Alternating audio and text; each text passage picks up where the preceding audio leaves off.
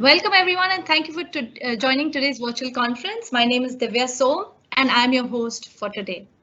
Dun& Bradstreet, in association with Microsoft India and sa.global, is glad to present this virtual conference on navigating the winds of change, a survival guide for service firms.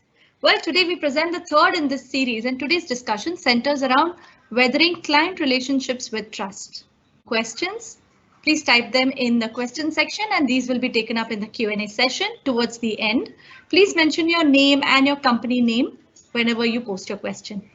Kindly note the session will be recorded.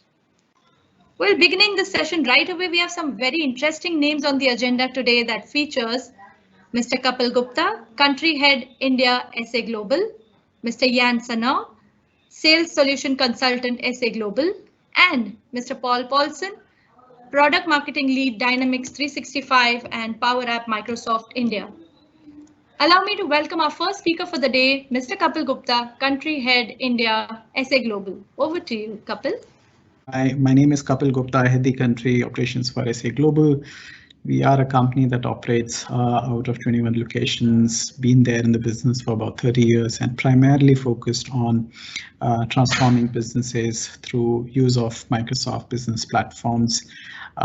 We are deeply invested in relationship with Microsoft to the extent that we've been winners of Inner Circle Award for Microsoft for the last 10 years in the running. That's just to talk about the capabilities in this company. And this year, during the COVID times, we decided that the industry is really going through a huge change at this point of time. The way we've perceived digital transformation, the way we have perceived the use of the foundational systems like CRM, ERPs, are changing a completely new meaning in the way we operate our businesses. Today, as you all would know, we are working with globally distributed workforces. Locations are no longer a concern. People are really connecting through different channels and platforms and getting their job done. And hence the business operations are becoming more and more complex. At the same time, the client needs are changing, and hence as professional services companies, we need to constantly re-innovate ourselves and look at ways in which we can serve our customers better. In that context, we thought of running a set of sessions that focuses on four main aspects of professional services companies, and there's no kind of single priority to it, but what we thought was let's start with finance because fundamentally profitability, cash flows is one of the main concerns, one of the main focus areas of enterprises today. So we talked about in the first session about how Dynamics platforms can really help a company in terms of operating with global workforces and manage very short, financial backbone for the company. In that context, the second session was that we look at the various aspects of projects, because what we deliver to our customers is services which are in the form of different type of projects. Our main assets are people. So how do you manage the assets? How do you manage these projects exceedingly well in this global scenario? And then third in that series is to talk about sales and marketing, because unless and until you sell well, you cannot really get that kind of top line that you really would want to go with. And hence in that context, today's session becomes more and more relevant. The next session after this is of course about managing the people and the workforces much better, but that's yet to come. Hopefully some of you would attend that as well, and hopefully this session would be useful to you in the context of your businesses today. I know we are delayed, so I would not take any further time, and I would hand it over to our esteemed colleague, Mr. Yan, to help you through the details of the CE platform itself that Microsoft presents to us. Over to you, Yan.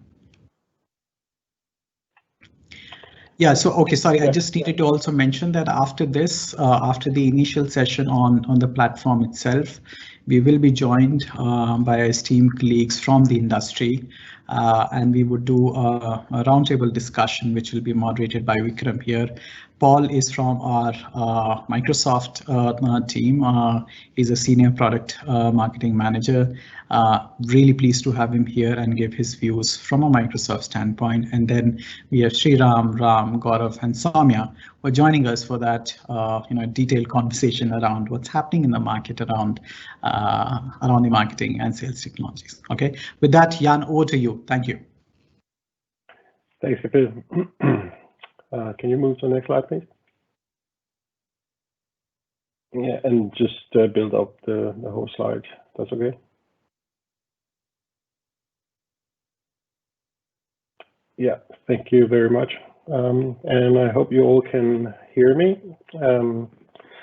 So the professional service market is growing an average of about 10% year over year. And we all want a part of that slice. So our competition is in the same boat as we are, and if we don't chase the growth, then they will outgrow us, and they will increase their market share, and they will increase the size. And we all know that successful companies are attracting clients. So success is attracting success. So we want to work with companies that are successful. But how do we achieve the growth?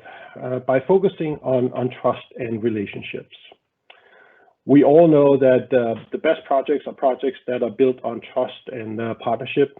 And the easy sale, obviously, is also where we have that trust and partnership. And how can we gain that trust and partnership? Obviously, by being trustworthy. And by being trustworthy, that it often equals good customer references, because if we have good customers speaking on our behalf, then we show trustworthy. But it's also about the projects that we are delivering. So if we deliver projects on time and budget, then that also increases our trustworthiness. And then obviously qualified and skilled staff. So when we have our staff communicating with our customers and delivering the services that we're delivering, being able to document that qualification and skills is important. And finally, knowledge about the client industry is important as well. Again, that shows that we are engaged with the client, we know their industry, we talk their language, and it just builds on that trustworthiness and the partner relationship. So bottom line, I think, is to achieve growth, we need to build trust and deliver good work, to put it a little bit simple here. Can you please move to the next slide? So what are the characteristics of a successful professional services company? If we look at the slide here, this is illustrating a solution maturity scale. So obviously going from left to right, with the less mature organizations on the left, and then the more mature or the highly mature organizations on the right. So, for example, what is a less mature organization? What characterizes a less mature organization? They are typically very opportunistic. They don't have a defined solution set or go-to-market plan. They have a high focus on gaining new customers and reference building. They are individually heroic, not a consistent sales or marketing team or partnering plan or methodology. So in essence, no consistency in estimating, quoting, contract management or processes. Everything is pretty much done ad hoc, and these are one-off projects. If you kind of look to the middle of the maturity scale, this is where we start building up marketing and inside sales, solution sales with the defined solution set. So we know what our solution set is and what we're delivering. We might start looking at specific industries as well. Our systems are more integrated. So CRM is integrated with finance and professional services automation. Deal and pricing and contracts are being constantly reviewed, and partners and plans and scorecards are being set up and integrated into the business as well. We start putting tight pricing and contract management controls in place, and we're achieving higher levels of customer satisfaction. If we now go to the end of the scale, to the highly mature companies, this is where we see CRM, professional services, automation, ERP, and corporate finance management integrated fully, so you get a 360-degree of a client relationship. You have improved on your business processes. You may deliver vertical and horizontal solutions. You have vertical clients and centers of excellence as well. These are, or you're talking top clients in your market, and you have global contracts and pricing management in place, so you can deliver not only on a local scale but also on a global scale. You have key partner relationships. That can be with advisors, that could be with Microsoft or other software vendors. But it's important that you build these strong partner relationships as well. And then you have a very strong customer reference program and database that would help you sell into new businesses. And maturity matters. If you look at the difference in, let's say, revenue between maturity level 1 and maturity level 5, so the low end of the scale and the high end of the scale, we see an increase in revenue of more than 6 to 7%. The average deal pipeline is a difference on almost 70%. The employee billable utilization is increasing by almost 25%, and the projects that you deliver on time is increasing with 20-some% as well. And your annual revenue by billable consultant would more than double as you go up to from the low maturity to the high maturity. And then annual revenue by employee would increase again more than double the more mature or the higher you get on the maturity scale. So I think you can say that at the end of the maturity scale, that's where the winners are, right? So it takes time to get there, and it takes investments to get there. But it's when you look at the numbers, it's definitely worth the effort and money. So if we go to the next slide.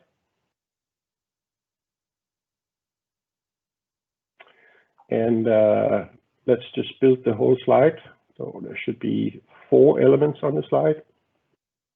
Thank you. The world is being increasingly services driven. The service sector is the largest and fastest growing. And in the US, about 5 years ago, the services was accounted for about 60% of the US output, and today it's about 80%. So an increase over 5 years of 20%. The growth in the service economy is not without any set of challenges, and new business models and buying preferences emerge. Service providers are exploring subscription, usage-based, and managed services pricing and billing models. So they're obviously doing that to hoping to secure annuity clients, so a consistent annual revenue or monthly revenue, and a predictable revenue over time. And revenue growth continues. We see an average growth of about 10% over the past 5 years.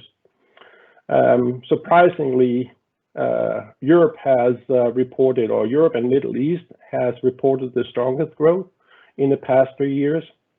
In the Americas, the revenue growth is strong as well. And strangely enough, or surprisingly enough, the Asia Pacific has reported the weakest revenue growth at about 7.5%, which is a decline from last year or 2018. The management consulting revenue surges this year to about 11.3%. So management services is the high flyer, so to speak. So a lot of professional services organizations, they are moving into management consulting and managed services because that's where we see the revenue growth. But profits are declining. So this obviously has an effect on both your business and revenue and EBITDA. It's declining, and it's declining about 3% from 2018 to 2019. And the reason for the decline is the move from typically on-prem to SaaS or service as SaaS services and management consulting. So I think companies need to look at their product portfolio in order to match their skill set with the requirements in the market and the change in where revenue and profit are coming from.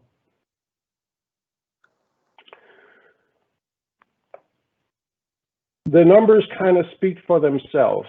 So if we look at the top performing companies,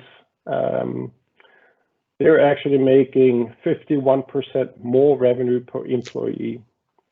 But it's not only revenue. You can also see that net new clients is up by 15%, and a better deal pipeline. A deal pipeline is an increase of 36%. So it does really matter to be at the top end of the maturity in terms of the systems that are running your business and the processes that you have in place to deliver your services.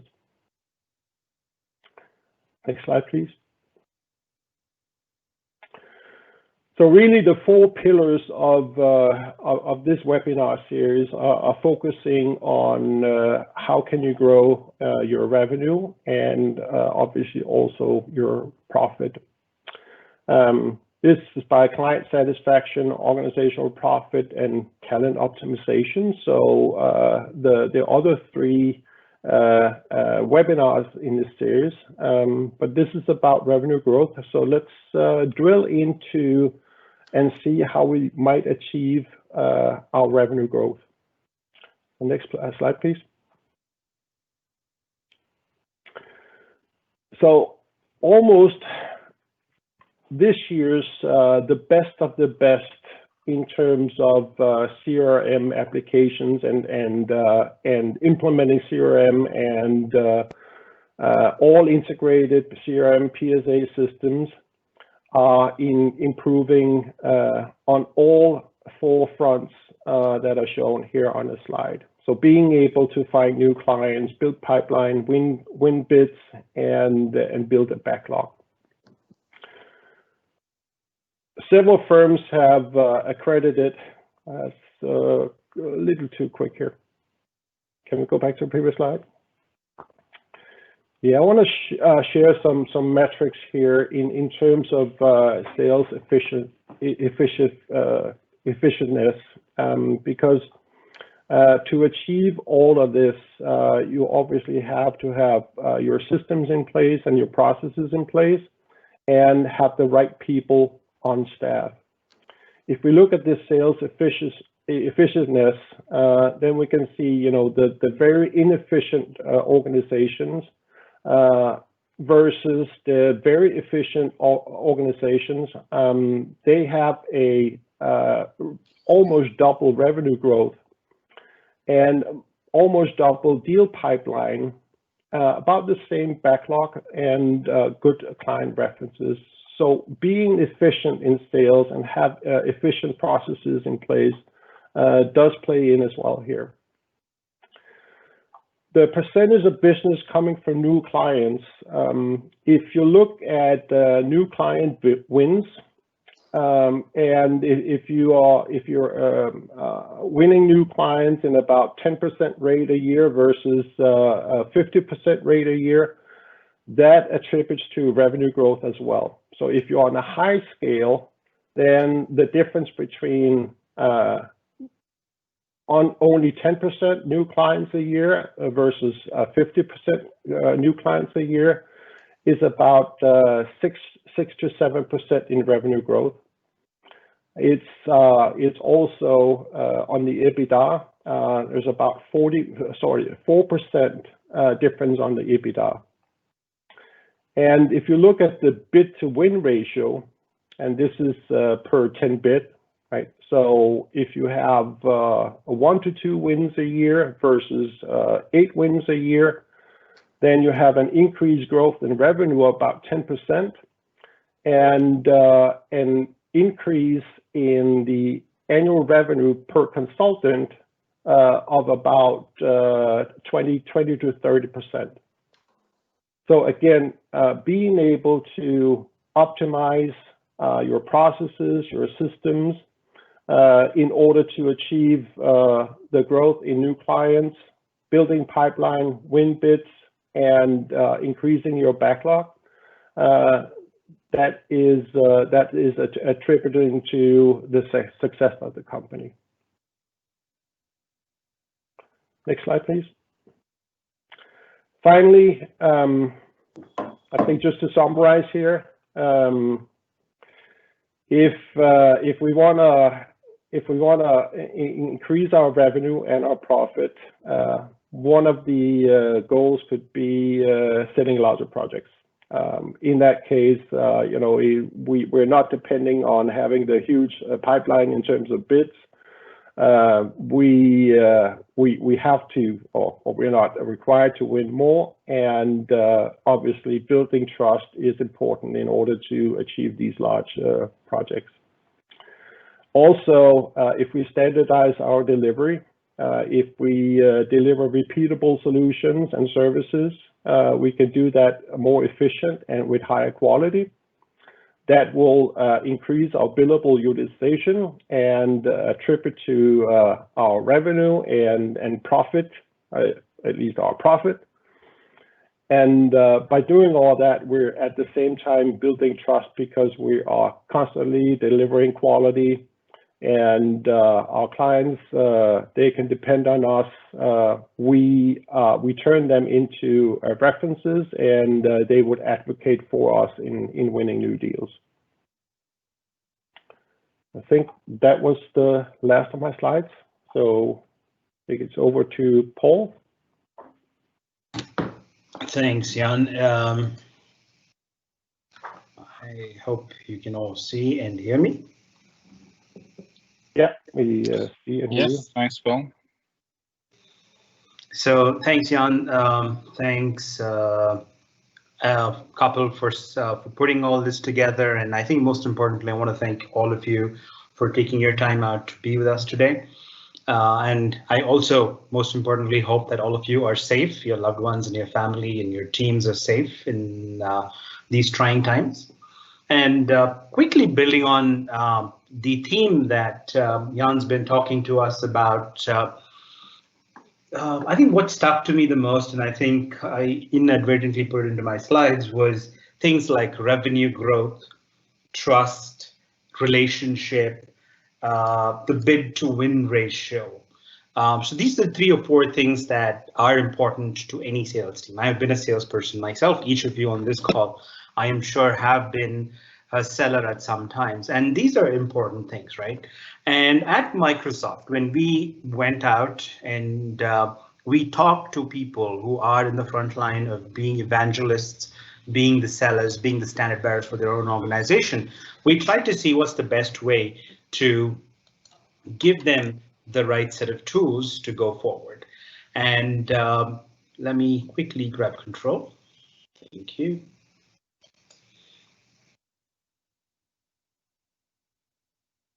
Or can you just move the slides, ma'am? I mean, I'm fine with either. You can be control or, yeah, thank you so much. That's my name in case you didn't get it. And quickly moving to the next slide. Those are the 4 things that I was talking about, right? As a salesperson, in the next slide, if you see, you will see that we do have the next slide as well. Quickly, for the want of time, I'm just clipping that one side. We're looking at sellers being a little more smarter in what they do. It could be small things like bidding to win ratio. So you start small and you sell larger projects in the whole process. You have standardized delivery. The second one is how do you build relationships?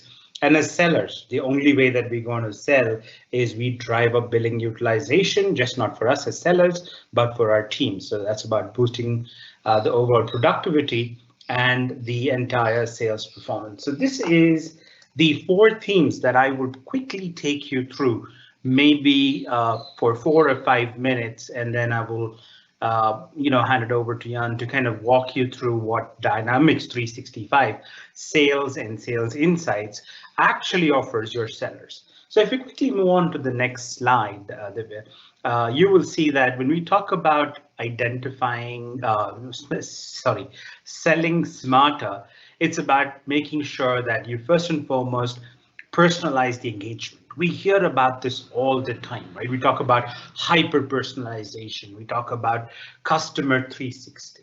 But I think the most important thing there is to identify who is the right buyer. And if you are in B2B sales, you probably have seen this the most, right? There are multiple stakeholders, there are multiple influencers in every decision, but you always need to understand that ecosystem, find the right buyer, find the right requirement, and then the hyper-personalization or the personalized engagement starts to kind of come alive. It's like, there's an old saying, right? It's like you land up in Chicago and you have a map of Atlanta, and then you say, hey, I want to go somewhere. And this is a super hyper personalized map of another city when you're in Chicago or in a different city altogether. So it's very important that we find the right buyer and then bring in the right experience. That makes all the difference. Now, once you've established this, who's the buyer, and then you have the tools to personalize the engagement, it's also very critical that you make sure that we keep the relationship on track. Dynamics 365 sales helps you to do this. It helps you to look a complete 360-degree view of your account, of the people you're selling into, helps you identify the right person, and then helps you to not only just go after them with one particular engagement, but with other modules I would not have the time to go into, but we do have marketing automations that are available from Microsoft, available from our other partners like Adobe, where we work with these multiple marketing automations to further make sure that you drive that relationship and you track it. So one classic example, if you move to the next slide, can we move to the next slide? Is we're talking about a customer where they were able, Northampton and Johnson were able to drive up to 70% of their sales. Now, again, all of us know, I know many of us don't own a yacht, and we know yachts are not very easily affordable. but it is a niche product. It needs a particular clientele. Most of these customers are either B2B or if they're B2C in this case, they are really your HNIs that will be able to make an investment of this sort. Now, for these sort of customers, it is super critical that you personalize the journey. You make sure that you have the right set of tools in the hands of your seller. And that is what we as Microsoft were able to offer to Northampton and Johnson, where we said that based on your specific customers on their iPads, they were able to look at solutions that meant very important, which meant important for their particular customers, right? Especially when you look at a yacht, it's a lot of customization that goes in, right? It could go simple things as what is the purpose of the yacht? Is it more for leisure? Is it more for business? Or is it purely just commercial, right? It's this particular person, runs a logistics company, and this is a mobile office of a sort. So that is where the tools were important to understand the person or the people or the particular individual you're selling to, and the personalization becomes very, very important. The next thing that we talk about is about building relationships. So if you go to the next slide, Divya, we talk about how we leverage one of our biggest tools in our arsenal, which is LinkedIn. All of us today are on LinkedIn. We all use LinkedIn for various reasons, to get in touch with old colleagues, to understand what's the newest trend. Yesterday, a lot of people, and this morning, including myself, were mourning the loss of a star like Maradona. So this is what LinkedIn does, right? It brings in people with different lives. A lot of people that I didn't know were Maradona fans, who were my colleagues. I just realized from this morning's LinkedIn feeds is how many fans of my own ex-colleagues were, who looked up to this particular legend. So that context is very, very important. And also keeping up with context. And interestingly, when I chased down the breaking story of a legend passing on at 60, a football legend, it kind of put me back to a whole bunch of old connections. This becomes even more important if you are a seller. If you are a seller, you have built a relationship, and that particular relationship is constantly on the move from one organization to another organization, or maybe has been promoted or has moved laterally within the organization. It is super critical that you keep these things in track, and that's why LinkedIn Sales Navigator integrated with Dynamics 365 helps you to give a complete 360-degree view, as well as helps you to build personalized content and push them out. Now, one quick customer that is very close, next slide, Divya, is whom we have worked with, is someone who is very close to home to all of us, is Infosys. We have worked with them. We've been able to work very closely with them. The LinkedIn team has been coaching their teams on how to leverage relationship building, social selling, how to get the right content. So we work with their global sales effectiveness team.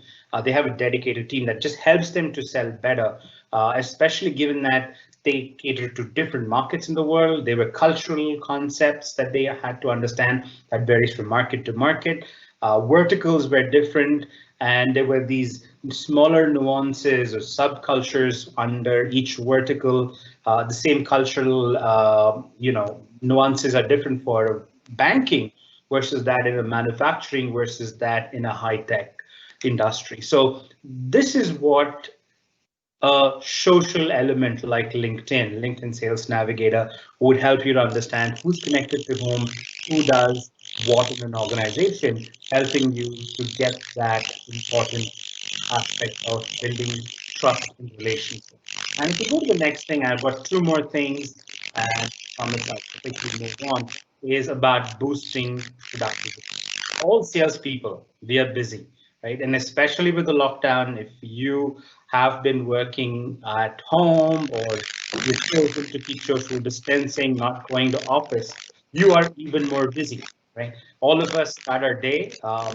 Like Satya, I think there was a recent press article, Satya Nadella, our chairman, mentioned that, CEO chairman mentioned that working from home is like living at work, right? So I just live in this room. This is my room. You guys can see this. I get out, I go play, be with my family, look at the children, have dinner, and then come back, and I'm living at work. And this is true for most of us. Now, if you're a salesperson, this can be very frustrating. Two things is, one thing is you're not going to meet meeting your customers, and second is you're not able to meet your teams, be it your backend team, be it the team that supports you in terms of pre-sales. So this is where Dynamics 365 Sales brings together ability like Teams, Outlook. We also collaborate with third-party applications.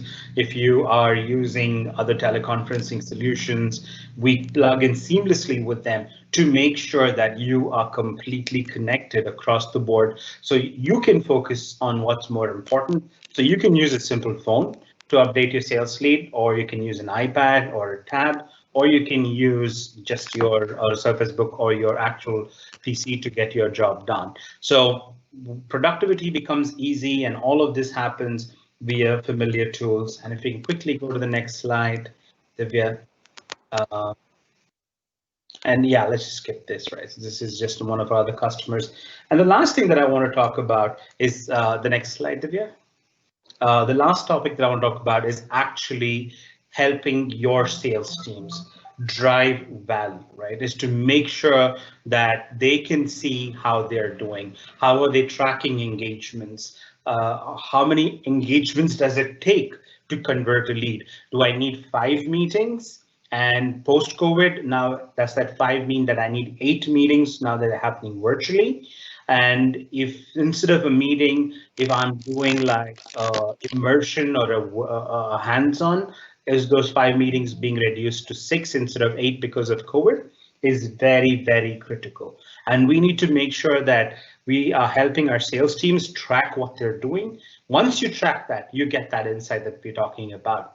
And this helps you as sales leaders to coach, to design selling methodology. It's, hey, now we are in a COVID world, we've got social distancing. Can we have pre-built? You heard Jan speak about it, right? Can we have pre-built, predefined scope of work, which we can land really small in an account? And then that basically means that I have lesser interaction, but I've got a foot in the door. Customer understands me, I understand the customer. Now can we go big? And who's the classic example of this?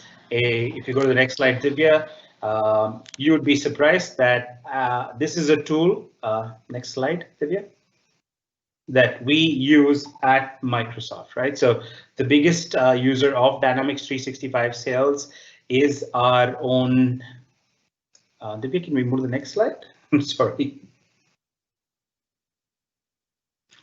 Back, I think we went 2 ahead, sorry.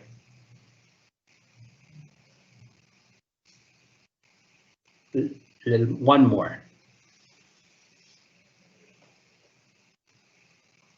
Perfect.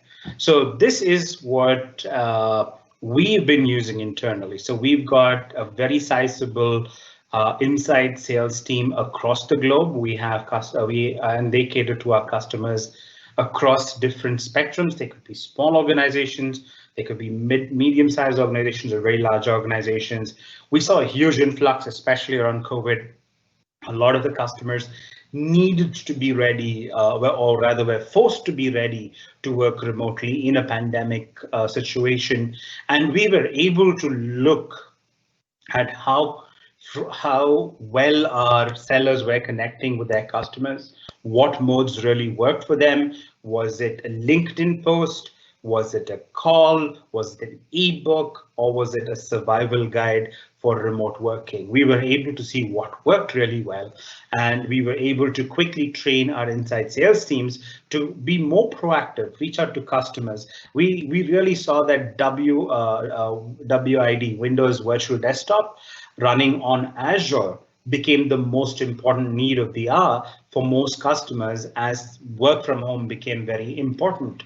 Supply chain was broken. People were not getting iPads. People were not getting laptops. So what do? We can set up virtual desktops on the cloud for you. You can use your own personal home computer, whatever version that is, and remote into a remote desktop. And we learned that in less than 10 days. And we were able to help our sales teams understand that, hey, if you are looking at remote desktop or remote working and you do not have enough hardware and supply chain was broken because of COVID, this is a solution. So this is how we at Microsoft are able to use Dynamics sales, 365 sales, and look at a real life pandemic and turn things around. And the last thing, I quickly want to take a second, Divya, if you could go to the next slide. Just want to put out the portfolio of Dynamics 365. Thank you. Which cuts across our specific pillars, right? So if you look at the pillar, we look at sales execution, we look at the ease of use, which is integration with Office, with Teams, any other solution that you have for collaboration. We look at sales insights. This is where we look at artificial intelligence and AI coming in, giving you insights across the board, and sales performance and LinkedIn, creating the complete solution with Power Platform becoming the workflow for you, the Power Apps Power Platform becoming the broad platform to tie all of this together. So this is what Dynamics 365 Sales has to offer. And the next part is, I know I spoke a lot. I'm going to hold it pass the baton on to Jan again, who will quickly show you what 365 sales looks like in real life. Over to you, Jan. Thank you, Paul. Thank you for the good insights into Microsoft and your clients and how you're using Microsoft Dynamics yourselves. Can we move to the next slide, please? So this is really what I'm talking about. This is with the high achiever or the high maturity organizations. This is kind of their system landscape, what it looks like if they're a Microsoft solution based company. As you can see here on the slide, this is a combination of Microsoft Dynamics 365, but also Microsoft 365. So a combination of the productivity tools and also the business applications. And I'm going to focus on two of the business applications, but as you can see on the Infinity slide here, it's really a mix of all applications supporting sales, customer service, field service, marketing, project operations, finance, human resources, and to some degree, if you're in the retail space, which you're typically not if you're a professional services company, there's support for retail and commerce as well. I'm going to attempt to switch to my screen and show you a live demo. And let's hope that the demo guides are with us. This is my personal dashboard. So I have a persona of a salesperson in this professional services company, and when I open Dynamics 365 for sales, this is the user interface that I'm met with. So on the left, I have my navigation panel, so I can navigate to all the different entities, and then obviously, depending on what entity I select, content are being delivered on the face of the application here. Now, I'd like to kind of work from a high level and then drill down because it's important to me to get an overview of my work and my deals, my leads and my opportunities and so forth. So my dashboard is really organized in a few different components. So here to the left, I have my open opportunities, and this is my pipeline and my funnel. And I can see how my opportunities are laid out between the different stages of my sales process. So I have two processes here, or two stages. One is qualifying and one is propose. Then I have my open leads, and then I have my assistant alerting me of upcoming events, or reminders, or things I need to take action on. So here I can see I have an upcoming meeting. This meeting is coming in from Outlook. This is an example of what Paul mentioned about, integrating the productivity tools into your sales tool. And then I have a reminder here as well that I've set up that the system is reminding me that I have an opportunity where the close date has passed. So obviously I missed out on an opportunity here, or at least I missed an important date on an opportunity. So I can take actions right here from the dashboard and then drill into potentially that opportunity. So I can go ahead and open that opportunity up, and I can see all the details of the opportunity. What is it for? Who is it for? What's the account, or who is the account? What's my purchase time frame? What's the customer's budget? How are they making a decision? And then here in the middle, a timeline with all the different actions that have been taken or actions that are coming up. So I can see, every time I've communicated with this opportunity, or sent an email, made a phone call, made a note, and so forth. And then additional information in terms of what are the details of that opportunity that we're tracking. I can build quotes and so forth. And then on the progress bar here, this is where I have all the my sales process laid out with all the different steps and activities I need to take as part of that sales process. Now, this sales process can be configured according to you and your sales processes as a company, but it really makes it easy for me as a salesperson to understand what I need to do to move this opportunity from qualifying through develop, propose, and to a close. So I have decided or I've configured a sales process that with different stages and activities are basically moving and guiding me as a salesperson to move this opportunity from lead to a close. So you can see here there's certain checks that I need to perform and mark complete before I can move on to the next stage. And then finally, when I complete the final stage, I have an option here to close this as won, or hopefully not close it as lost, which means that I can track win reasons and loss reasons as well. So, from a reporting analytics standpoint, I capture all this information. I can use that as my reporting and analytics. I'm going to jump back to my home, which is my dashboards here, and just quickly show you that there's a ton of different ways that you can look into your business, because you can configure these dashboards to show you exactly what you need to show in order to, or look at in order to make a decision. What I'm showing here is another good example of the integration between the Dynamics solutions and Microsoft 365. This is an embedded Power BI report that is integrated into the user interface of Dynamics 365 for Sales. And I can view the report and the dashboard, but I can also, if I need to interact with this report, I can open it in Power BI. So in that case, I would open it up in Power BI, and it will look something like this. So this will give me the full analytics capabilities with using integrated Power BI on my sales data. You can configure this in many different ways. As you can see here, when I drop down, there's a lot of pre-configured system dashboards that I can take and use.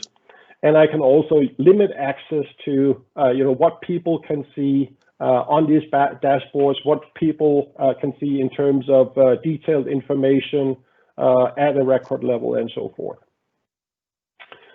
Just going to share real quick here, because obviously as a sales manager or sales director, you want to be able to see all the different details from all your different sellers, right? So here's a typical sales manager dashboard. So you can see it's kind of the same concept. It's slightly different here. And then obviously here it's not filtered on a single person, but this is showing all your salespeople in the organization with all opportunities, all leads, and so forth. Now from here, I can drill in, if I want to view the records, there's a nice view here where I can use my sales funnel here to actually filter on the opportunities. And if I'm looking at the more mature, so obviously during the sales funnel here, we are increasing the maturity of that opportunity. So if I look at stage proposed here, I can just filter on that and I see all the different opportunities associated with that particular sales stage. And then I can further drill into that opportunity and see all the opportunity details. And I can see, how far is it in the sales process? We can see it's in the proposed stage, but there's still a couple of things that we need to do in order to move this to the final close stage of the opportunity. Now, we talked a lot about organizations being mature in terms of how they're utilizing the different systems and how well integrated are the systems and the sales processes. This is an example of both sales and project operations on the same platform. So if I change persona now to a project manager or project person, you'll see I'm using the same application. This is just a different persona with different credentials and different access to the system. So now my navigation panel looks like different. I'm focusing on project-related dashboards. I can do time entry, expenses. I can approve time and expenses, and I can see all projects in my database here. Now, obviously, having these two areas of the organization and the systems built into the same platform allows me as a salesperson to draw on the information and the experience we have on previous projects, who was assigned to that project, how was it estimated, what is the actual versus what did we budget on the project, and use that in my sales operations to achieve some of the things that we talked about earlier. Winning bids, winning new clients, deliver on time and on budget, because I have the information in my system and it's on a single platform, so I can easily get to that information, reuse that information as I'm targeting new opportunities or new clients in the system. Finally, from a productivity standpoint, Paul mentioned this as well, and we all know and love Teams, and we'll see an increasing focus on bringing everything into Teams. So Teams is more becoming a platform, not only for communication, but also for collaboration and all your business applications. So what you're looking at here is actually CRM or Dynamics 365 for sales embedded inside of Teams. So I can do exactly what I did in the browser inside of my Teams. I can also bring up Power BI and do analytics inside of Teams. So most of the business applications does also have a Microsoft Teams plugin. So I can be efficient from an employee standpoint in terms of easily getting access to all the information and collaborate with my team in order to win new business.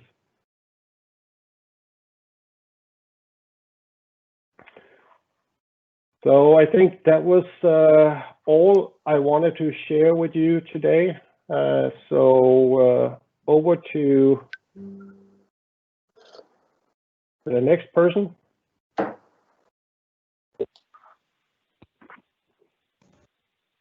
Hi. Thank you so much.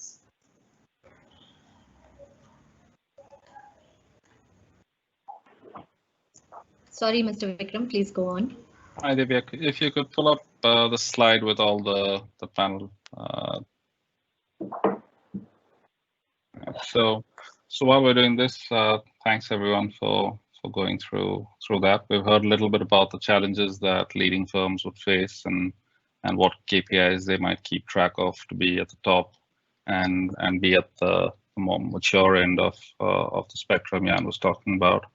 Paul also spoke a little bit about how we might best weather the storms that we have coming up ahead. How do we sell smarter, build deeper relationships, boost productivity, and ultimately accelerate sales performance.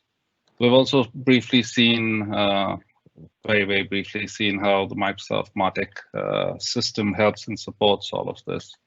But I think now let's just see what happens when the rubber meets the road and talk to some senior marketing people from the industry as to what systems they use and how deeply they rely on MarTech and how MarTech helps their organizations to build trust, build relationships, and to drive revenue growth. So let me request the panel to introduce themselves and talk a little bit about from their view on how important MarTech is to their daily work. If we can start with Mr. Sairam Vedam, who's the Chief Marketing Officer for Mind Software. Saira? Hey, hi. Am I okay? Yes, perfectly. Am I audible? Yeah. Perfectly. Thanks, Saira. Good evening. Wonderful insights shared by sa.global and Microsoft. A lot of notes that I could make. Thank you for that. And a terrific co-panel waiting to share their insights. I'll keep it as simple and short I could. So my name is Sairam. I head Minds Software's global marketing efforts as Chief Marketing Officer. Minds is a product engineering company. We're repositioning the effort that I'm here to drive it. It's repositioning as a digital next organization. We are worldwide known for our product engineering pedigree, since we serve 3 sets of customers: independent software vendors, which are software product companies to whom we build software products; OEMs to whom we work with and we build devices in the IoT world, literally devices from the ground up. It could be mobility sensors, mobile devices, and stuff like that. And the third is a certain set of enterprises to whom we sort of do AI analytics and cognitive services. In a nutshell, we are a devices, apps, and analytics company, and we are working to power the digital next initiatives of some of these organizations. In that sense, as the CMO, my role falls into 2 buckets. Increase the mind share amongst all our buyer community, increase the mind share on a long-term sustainable basis. Could mean talking to analysts and advisors and sort of influencing the purchase decisions, or increasing the brand's reputation on coming across as a viable technology provider, which is something that is happening. But the second part is what of interest today. As the growth custodian, I think me and my teams, we are responsible for having a qualified pipeline at any given point, a 3x qualified pipeline. I think as marketeers, we all know what it means. And making sure my sales sings the same song that we all want to when we go in front of our customers and prospects, so that it becomes a well orchestrated symphony. So that's what we do. And in that process, MarTech plays a centrifugal role, to be honest. So in my view, chief marketing officers are chief marketing technology officers in that sense. So we leverage a lot of technology, we leverage a lot of data, and we leverage a lot of insights to what I call a predictive lead gen engine that I'm working to build. So that's where MarTech comes into picture. The second part of the MarTech comes into picture is about, well, just like any other company, my most important thing, particularly in the aftermath of COVID, is to increase my wallet share from my existing customers more than acquiring new customers. It could mean the touch points of talking to my existing customers, allowing my sales to upsell what I can do to them, also making sure I manage the customer experience well and clean. So technology plays a lot of role there, and account-based marketing comes into picture. Account-based marketing, again, like the different levels at which it operates. There is a hyper personalization, there is intelligence based, there is programmatic. So we do a fair bit of all of this. In that sense, MarTech comes into the picture again. The third element is when I started Vibatout, there was 40,246 companies in my inside sales database, and there were about 160,000 contacts, and they said this is the target which we can go after. From that stage today, I have a campaign where I can write to about 17 chief digital officers with a hyper personalized reimagining digital supply chain campaign. If you are looking at a digital transformation in the vaccine distribution problem that we solve using IoT. So what I'm trying to tell is the atomicity of data from extremely large sample to a very small stratified sample is possible through a lot of data, a lot of tech. So MarTech comes into the picture. The fourth dimension will be everything around the touch points that I associate with as a brand, starting from the website to everything that is social and digital, and my post customer onboarding aspect. Again, MarTech comes into the picture. So that's my viewpoint on MarTech. I'll stop there. From an industry standpoint, I've been in industry close to 22 years, particularly the last 12 odd years I've been in marketing, technology marketing, B2B marketing leadership, and have had the experience of working on earlier company. We moved everything from Salesforce CRM into HubSpot. In this company, for whatever reason, we have marketing automation platform on HubSpot, and my CRM is on Salesforce. I worked in diverse technology companies, services companies, product companies, upstarts, captives, mid-size organizations, ranging different technologies. That's about myself, and looking forward for some more discussion points. Thank you. Thanks so much, Sai. If I could ask Soumya Moni. Soumya is the marketing director at Incha Technologies. Soumya, if you could introduce a little bit of yourself and how important is MarTech to you, and what do you rely on? Yeah, so hi, my name is Soumya. I work for a company called Incha. We are a digital applications company. We're based in Bangalore, or headquartered in Bangalore, with offices across the globe. We are, when I say digital applications, we work on SAP Cloud Platform essentially. So that's the stack I primarily rely on as for our customer base. I think, Jan very beautifully explained the capability maturity curve of, a less mature organization to a very mature organization. Incha is a 500-member organization where we are probably leaning towards the middle of that spectrum. So we are currently looking at technology investments, and the approach that we are taking specifically around MarTech is fail fast, experiment, and see what works. And COVID is a perfect storm for digital acceleration. We, being a digital applications company, we recognize the importance of acceleration digital, but towards digital, making meaningful and sensible investments. We advise companies to retire, shelfware and technology debt. So, and that's where I think I could relate to what Jan was talking about in terms of, what insights we need to get from sales and marketing tech investments. And being part of, sales and marketing, I recognize the importance of how a technology can bring centrifugal, as Saira mentioned, to bringing some effectiveness in ROI and some of those growth parameters or organization KPIs that we spoke about, revenue growth being one of them. So I'm constantly challenged today, while as a marketer and as someone who's selling also, looking at different aspects. So I look at while digital marketing I would have done before COVID, during COVID, everybody is doing digital marketing in the company. So regardless of your role, whether you're a salesperson, whether you're a product person, a portfolio person, a delivery person, we're all selling, we're all marketing. So, and we're all looking for that increase in mind share with the customer. So I think we are all working with technology with different lenses, and what COVID has done is it's made, I think it's become a leveler for all of us, where we're looking at the same data now, and we're trying to see how we can slice and dice and look at different pieces of it to make it into a whole. So that's where I'm coming from. And for inside sales, we use LinkedIn Sales Navigator. For CRM, we are using Zoho. We are still experimenting. Given that we are an SAP cloud platform, company, we are looking at conversational AI for pretty much our chat gen and voice related needs for inside sales. So I am in a position of, trying and experimenting different technologies at the moment, and adapting and learning through the process, just as our customers and prospects are. The success is yet to be measured. We're very young and at infancy stages as far as marketing maturity is concerned.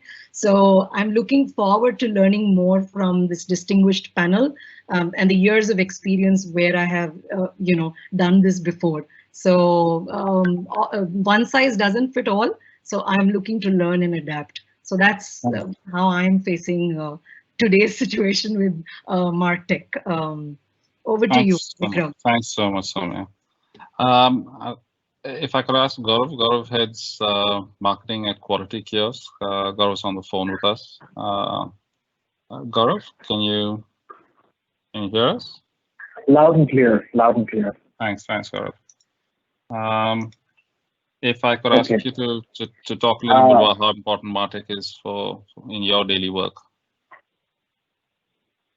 Absolutely. So I've been with Quality Kiosk for the last 5 years, and before that I used to head marketing for a digital marketing agency. So considering that we are a B2B services firm, sales and marketing plays a very, very integral role in what we do. MarTech stack, according to me, should be built based on your business model and what you want to achieve out of it. For an organization such as ours, Quality Kiosk being into quality assurance and quality engineering services, customer experience solutions, for us, marketing would translate into demand generation. What we have seen is in B2B, to create that demand, to create that funnel and the pipeline and the 9 yards associated with it, something has changed in the last couple of years. B2B has become as personalized as B2C. In B2C, you have the advantage that the decision maker is one. Latest research shows that in any B2B sale, it is around 10 to 11 people who will decide whether or not they want to do business with you. So if today's CMO wants a seat at the table, that nice seat between the CEO and the CFO, he has to talk about revenue and pipeline, and he has to talk numbers. To that effect, our CRM is Salesforce. We've just started on Salesforce. It's a journey that we are discovering. We have a very good balance between what skill set and what capability we want to manage in-house as opposed to what we want to leverage agencies for. So there are some agencies we work with for our digital marketing needs, considering there is a slew of market tools that we would not prefer maintaining in-house, and hence the agency model. There are PR firms that we work with. In terms of what we do in-house, the content is in-house because that's very close to our hearts, and we best to write that content that actually drives the demand, both inbound and outbound demand, than our own subject matter experts.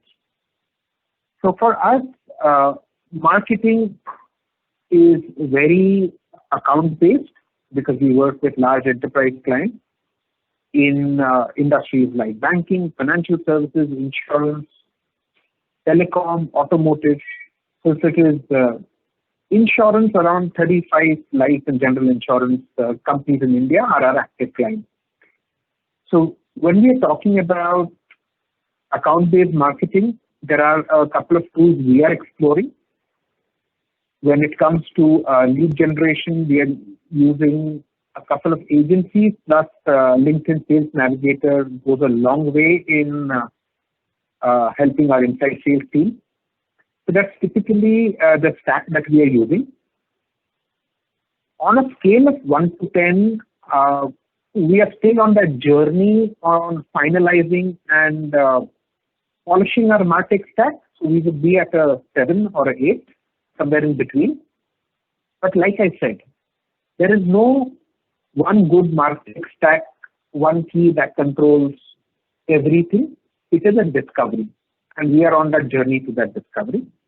Considering the company is growing 30% CAGR for the last 5 years, I think we are on the right track. Over to you. Thanks so much, Gaurav. So it's interesting. So I know myself as a marketer myself. I've always depended quite heavily on MarTech to take things forward, and I also do know from talking to people in the industry, sales and marketing have always been way ahead on the technology adoption curve compared to most other departments. And it's been interesting to learn about what the technology landscape in your organizations have been. Given the storm that we're currently heading towards, what I wanted to have a short discussion about is what do you think that you would be looking at in the coming years, and what technologies are you investing in? What are your priorities? And therefore, so what are your priorities, and what are the technologies that you're going to be investing in to address those priorities? Sai, if we could. Yeah. Start. Yeah. Thank you so much. Sure. First of all, I think I would agree with my fellow panelists who spoke, very insightfully. So, no MarTech stack fits one single company. And if I tell that I have done with my MarTech stack, I'm also telling it a very wrong statement.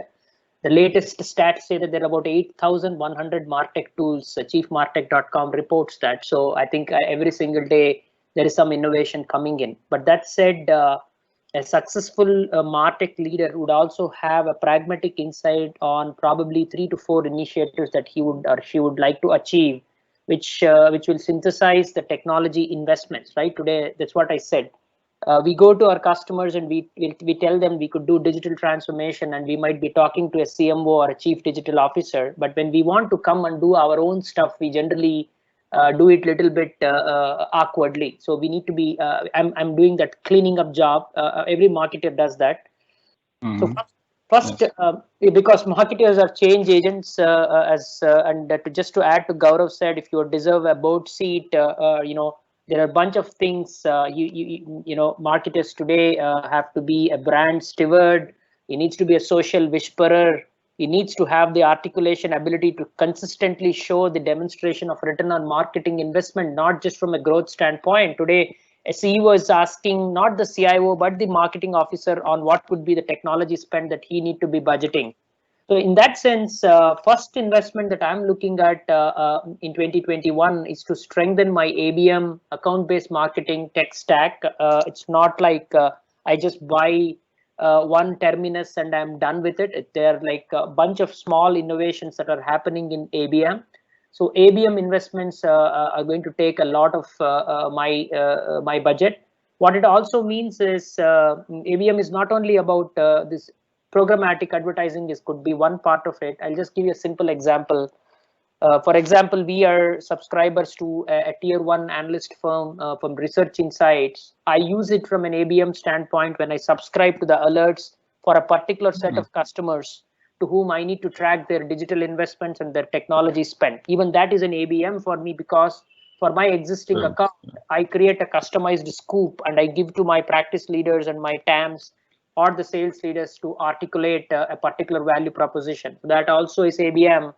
Or if I'm kind of doing a fireside event hosting a thought leadership session, I also making sure using programmatic advertising, I make sure I reach the campaign to my targeted decision makers, both in my existing accounts. That also is ABM. So the dimension of ABM is quite largely changed. Okay, that's the first one. My investments. The second is it might still look very surprising, but as a 20-year-old organization that we are, we have about 1,250 exact customer contacts that we have served in different capacities over the last few years across maybe 150 companies. And my biggest challenge is to revive all the connects with these customers who are now not the active customers, to go back and tell them what are the new capabilities that we have added in the last 3 to 5 years to help them navigate their next digital next. So that's going to be a very data-centric MarTech exercise where I'm bucketing, for example, what my executives should be communicating on LinkedIn is slightly different from what my sales could be broadcasting, right? The messaging itself is different. So there again, we are looking at MarTech. And I'll tell you one very simple example. There's a tool called Pictory.ai. There are many thousands of tools like that. What it does is it creates automated content video posts with snippets that your content marketing team can consume and put together in probably 30 to 45 minutes. That's also MarTech for me. So these are the type of investments. The last investment that I'm making is an integrated sales enablement platform. A little bit of that is custom built, and a little bit of that is using the available platform. So these are the three driving. Most importantly, I don't know how far this virtual will do, but we are doing a virtual customer connect event on a 3D platform, right? It could be on 24 or Air Meet. We can just tell the vendors, but the intention is not that. So the point I'm trying to tell is today we are doing these virtual customer connect events, at least to begin with as a response to pandemic. And we launched something called remote first solutions, where conversational AI as a MarTech investment is big. So ChatGen is the word my fellow panelist used. I think she was absolutely spot on. The number of inbounds that I probably get from my web form is now a little bit less than what I get from my chat or my bot. Okay, so that's something. And there are also tools like specific. This might sound a little bit this is not a conventional MarTech, but I will include. If I am subscribing to a custom edition of Seeking Alpha for decisive insights that I want to track, specific alerts from CB Insights as a specific newsletter that I'm subscribing on a paid edition. For me, all of that also forms part of MarTech, because I'm curating all that intelligence and then analyzing it and then passing it on to make effective buyer persona analysis and selling. So all of that also is thing. And then there are the small bits and pieces tools, that there are a bunch available. Google Analytics itself does half the job that you ever want. So that's the other side of. So I will categorize it as strategic MarTech and operational MarTech. That's where I'm coming from. Yeah. Thanks so much, Sai. Soumya, similar question again. Is seeing where we are heading, what would you define as priorities for you and from a sales and marketing operations, and what technologies are you going to be looking to invest in to support those priorities and achieve those priorities? So where we are as a company, I think our focus now, or rather for the next year at least, is going to be content. For me, content trumps channel and tactics. And I view that as valuation of a marketing balance sheet. If that's the goodwill that you carry. And pretty much focus would be on running some strategic industry-focused integrated marketing campaigns, which obviously will accelerate some of the sales conversations that we currently have. As an organization, we are also focusing on or refocusing on some new revenue streams to products. We're making some small and incremental changes to the portfolio, packaging the offering so that the consumable unit of work is small and tangible enough to get a foot in the door. So opening new logos or net new definitely continues to be the focus. And that's what marketing is going to take as a KPI as well. So content is going to drive towards that. How MarTech is going to support. Essentially, we're going to use pretty much some interesting tools. I think Sairam pretty much covered a lot of the things that we are looking to use. So I don't at the risk of not repeating and saying. So really, the success criteria is speed, risk reduction, and cost, because we really, we need to be agile. And what works, we just need to make sure that we do more of that. We need to experiment, because a lot of these channels are new. A lot of the customers or prospects who are entering into these channels are new. So when we put ourselves in our customers' shoes, we need to understand that they are being bombarded with so many thousands of messages across different streams. So it's data streams that is flooding their inboxes and their mobile phones. So I think we really need to break the clutter. So my mantra would be less is more. Break the clutter, do focused, narrow, targeted campaigns that can accelerate sales. So MarTech, with all of what we've spoken about, is going to just help that. So that's my vision for next year. Thanks, Soumya. It's interesting. Both Sai and you both mentioned narrowing focus through ABM or through narrowed campaigns, as well as both of you have mentioned content, and content is always king. We do know that. Gaurav, if you can you hear me? Yes, loud and clear. Yeah, thanks, Gaurav. Given what Sai and Soumya have said, what are you looking to achieve in the coming year, and what kind of technologies and MarTech are you looking to support that? Okay. So one of the key things that I work on at Quality Pure is to open new markets for the organization. So one of my primary concerns, what keeps me up at night, is how do I build a scalable acquisition model? So how do I scale profitably? So I don't want a very large sales force. How do I get my client on the table? How do I get a larger size of his wallet? How do I make him understand and appreciate the length and breadth of what we do? So if the client is on the table and it's an existing client, account-based marketing would play a big role. How do I upsell and cross-sell into that account? So that's one thing that we are completely focused on. Second bit is complexity is quite exponential when we talk about MarTech stack, because it kind of ties a lot of things together. Like I said, B2B is now fast becoming B2C. So how can I do account-based micro-targeting? How can I use technology to enable me to do it and automate it? And of course, the skill set and the team I would require to enable this entire bit, to navigate this complexity. Based on this, you can select your tools. You can select your tools and then orchestrate that MarTech stack. So like I said, we are just discovering how to best go about doing the MarTech stack. But the primary objective that we have is to build a scalable acquisition model. The branding part, the positioning part, the thought leadership part, all of that kind of works in getting inbound and kind of assist building this acquisition model. That is how we are looking at utilizing the next couple of quarters. We don't have an annual plan. We work quarter over quarter because things change and things change very fast. Yes. So, fair enough. Yeah. Can I just add a little to what Gaurav said, just on the same point?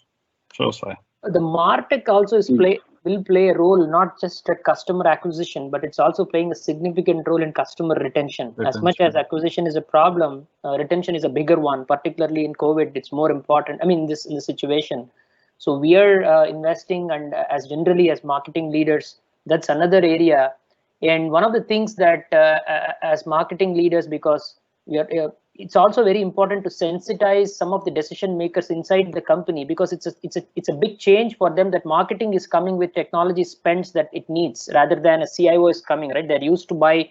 If you go and say I need a hardware or a server or a space on the cloud, probably they understand it. But if I go and say I need XYZ dollars for MarTech, it's a sea change.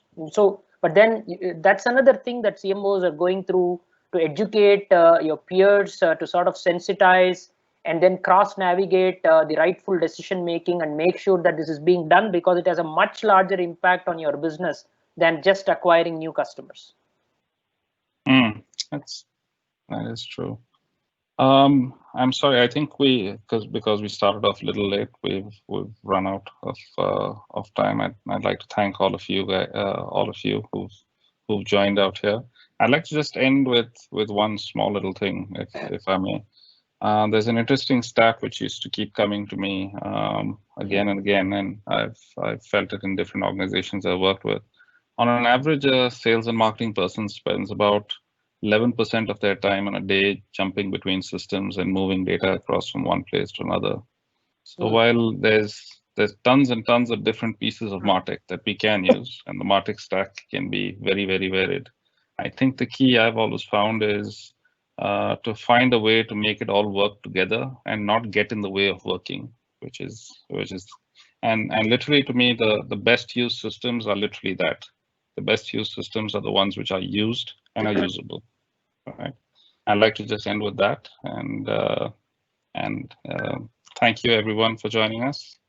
Have a great day. Keep safe. Thank you for giving the opportunity. Thank you. Thank you, Microsoft and DNB for having us here. Thank you. Thank you.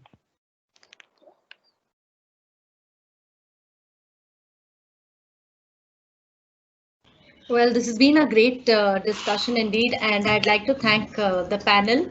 And I'm sure our audiences have many questions for our panel out here. Please feel free to share your questions with us on the email ID that's mentioned on the slide that's on your screens. With this, we bring today's session to a close. Today's session wouldn't have been a success without the active participation of all our esteemed speakers and delegates. I would like to thank each and every one of you for taking the time out and being a part of this virtual conference today. A special thanks to our partners, Microsoft India and SA Global, for their support to this initiative, without whom this conference, of course, wouldn't have been a reality. Thank you once again, ladies and gentlemen. Take care and stay safe. Thank you. Thanks, Divya.